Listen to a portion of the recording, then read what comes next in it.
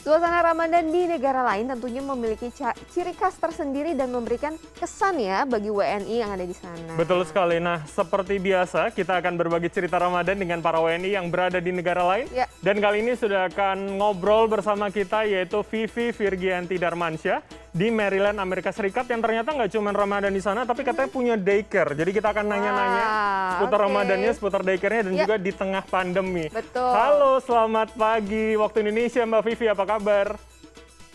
Selamat pagi, Mas Bram, Mbak Mei. Selamat Saya pagi. baik, alhamdulillah. Alhamdulillah. Bagaimana kabarnya? Alhamdulillah Masih kami segar kita ya. masih minggu kedua jadi masih semangat ini Mbak. Yeay. Nah Mbak Vivi, ini kami pengen nanya, ketika tahun ini Ramadan ketiga di kala pandemi, seperti apa sih Ramadan di sana Mbak? Apalagi sudah ada pelonggaran beberapa aturan akibat COVID dan juga daycare-nya bagaimana nih? Lebih enakkah mengurusinya? Seperti apa? Iya, ya alhamdulillah kali ini kebetulan saya dan keluarga tergabung dalam Masjid Indonesia di Washington DC, Imam Center, dan alhamdulillah tahun ini Imam Center sudah full open untuk jamaah. Tarawih kita lakukan setiap malam dan kemudian berbuka bersama itu hari Friday, Saturday, Sunday. Jadi Jumat, Sabtu, Minggu kita sudah mengundang jamaah untuk berbuka bersama di Imam Center. Jadi alhamdulillah minggu lalu tuh buka puasa pertama di Imam Center tuh rame banget, semua pada bahagia banget, kayaknya bisa kumpul-kumpul kembali, bisa berbuka bersama gitu ya, Masya Allah. Oke. Khas Indonesia ya, Iya, kumpul, bener. kongko, bukber. Oke, Mbak Vivi, perbedaan daycare yang ada di Indonesia sama yang ada di Amerika Serikat atau tempat yang Mbak Vivi sekarang berada itu apa sih, dan tantangan terbesarnya saat mengurus daycare terutama di bulan puasa seperti ini Mbak Vivi?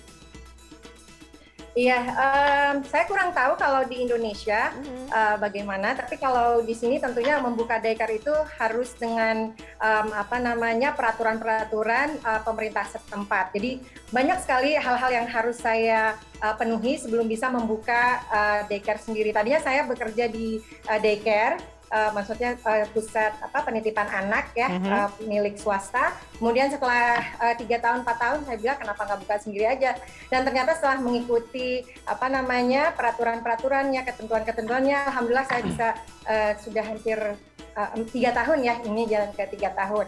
Nah tantangannya ketika puasa ini ya tentunya karena tidurnya mungkin lebih malam gitu ya, karena ingin melakukan ibadah-ibadah lebih gitu ya di bulan Ramadan, jadi pagi-paginya tuh agak sedikit capek.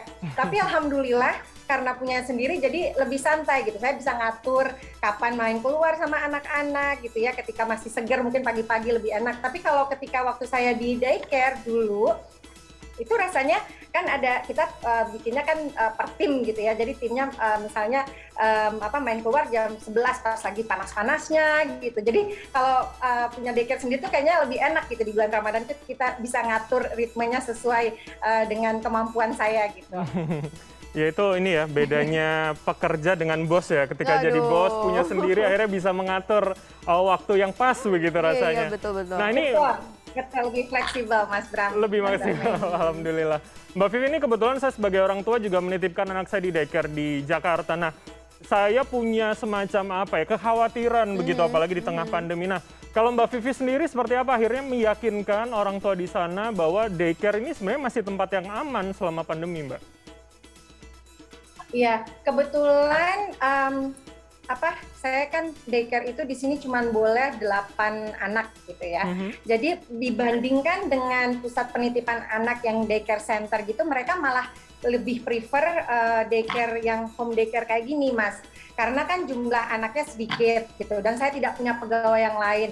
Otomatis yang berhubungan dengan anak-anak mereka adalah saya gitu. Jadi mereka juga tetap butuh gitu ya, mereka adalah essential worker yang mau nggak mau harus menitipkan anaknya gitu. Jadi kan pilihan yang terbaik adalah home daycare ini dibandingkan dengan daycare center gitu, Mas Bram. Artinya lebih menanamkan kepercayaan, langsung dipegang sendiri oleh Mbak Vivi, seperti itu ya? Betul, betul. Iya, dan saya juga mengikuti prokes yang diberikan oleh pemerintah setempat dan CDC. Jadi mask memang harus full gitu ya ketika di tengah pandemi yang lalu. Kalau sekarang sih boleh pilihan gitu. Sekarang saya boleh pakai, boleh enggak. Anak-anak yang datang juga boleh pakai, boleh enggak. Gitu. Tapi saat in the midst of pandemic kemarin itu saya benar-benar full menjaga diri saya sendiri, anak-anak gitu ya. Jadi kita berusaha semaksimal mungkin lah untuk menjaga kesehatan bersama. Oke, nah kalau ngomong-ngomong masalah menjaga kesehatan ini tentunya kan di tengah kepadatan tugas dan juga kegiatan, tidak hanya mengurus daycare aja tapi juga tentunya kegiatan sehari-hari ya. Gimana nih Mbak menyiasati untuk menjaga kesehatan di tengah kesibukannya? Mungkin dengan perbedaan cuaca di Indonesia dan di sana begitu ya? Iya, benar Mbak. Iya struggling juga sih, karena terutama pas Ramadan ya tentunya kita capek segala macam gitu kan. Kebetulan kami kalau weekend itu senang untuk menghabiskan waktu di Imam Center gitu ya dengan teman-teman gitu. Dan jarak antara rumah saya dan Imam Center itu cukup jauh gitu. Jadi kalau balik dari Imam Center tuh kayaknya udah malam, udah larut gitu kan, capek. Tapi ya gitulah kita adjust ya, mudah-mudahan badan kita diberikan kekuatan oleh Allah Subhanahu Wa Taala gitu. Kita cukupkan makanan dengan konsumsi yang baik gitu kan, vitaminnya tetap, supaya vitaminnya harus baik, minum yang banyak gitu aja sih Mbak Mei. Jadi inilah berusaha sekuat tenaga gitu. Walaupun rasanya sih kalau istirahat tidur itu masih agak kurang ya, tapi ya alhamdulillah masih saat ini alhamdulillah masih diberikan kesehatan. Alhamdulillah Jadi ya. diniatkan dengan baik begitu ya, akhirnya kondisi akan mengikuti. Nah, Mbak, ini saya lihat ada di video paket berita yang juga ada tayang ketika kita sedang ngobrol ini. Saya lihat kan lagi bukber, lagi bagi-bagi makanan. Saya kepo sebetulnya. Ketika komunitas Indonesia, komunitas Muslim mengadakan buka bersama, mengadakan kumpul bersama, menunya apa sih? Apakah harus Indonesia gitu, makanan Indonesia misalkan untuk mengobati kerinduan atau seperti apa, Mbak? Iya, mungkin ada kolak pisang gitu kan ya di sana. Takjil-takjil Iya. ya.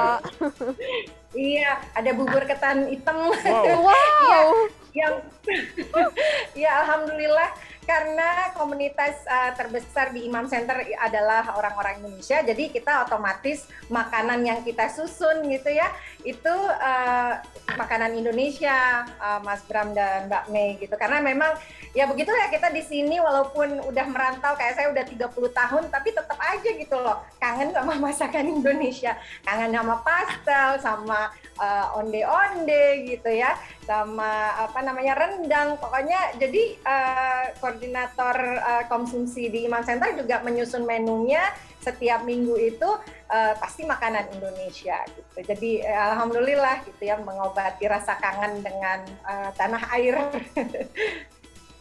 Oke, berarti tidak kehilangan taste Indonesianya, masih ada gitu ya, tetap ada. Oke.